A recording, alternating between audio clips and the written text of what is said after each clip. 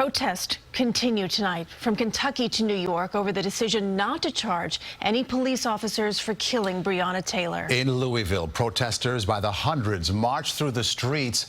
This as two police officers there in Louisville recover after being shot during last night's unrest. CBS 2's Bauman live in Chinatown right now. Allie.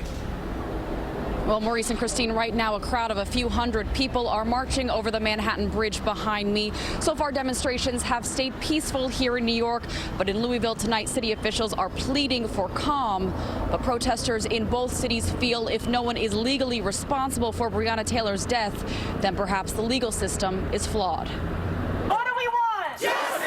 Thursday brought another night of protests in Manhattan over the decision by a Kentucky grand jury not to charge any police officers for killing Breonna Taylor. At first I thought it was a crazy joke or something, and then I was like, wait a minute, that's it? Sammy DeSue brought his 2-year-old daughter to a rally in Union Square. It makes sense for me to involve her early on in a fight that she is going to grow up to inherit. Meantime, in Kentucky, Major Aubrey Gregory and Officer Robinson Desroches are recovering after being shot in the hip and abdomen during Wednesday's demonstrations. 26-year-old Lorenzo Johnson is charged with assault and wanted endangerment. Just one person can mar something that otherwise is done the right way. A small memorial is now growing outside Taylor's apartment, where she was killed in March when police executed a no-knock search warrant for drugs and money.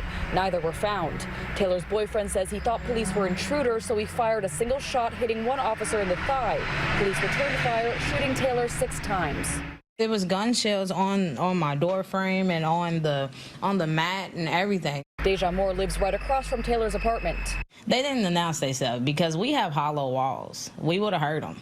Everybody would have heard them. In her first public message since the announcement, Taylor's mother posted a photo of her daughter with the hashtag "The System Failed Breonna." I'm tired of seeing this happen to my people. Our lives are worth something too. Since 2015, there's been more than 5,000 fatal police shootings nationwide. 71 officers have been charged with murder or manslaughter. 19 have been convicted. The FBI is conducting a separate investigation into the case, examining whether Breonna Taylor's civil rights were violated, as well as if police used false information to obtain that no-knock warrant. We're live in Chinatown, Manhattan tonight. Allie Bauman, CBS 2 News. Allie, thank you.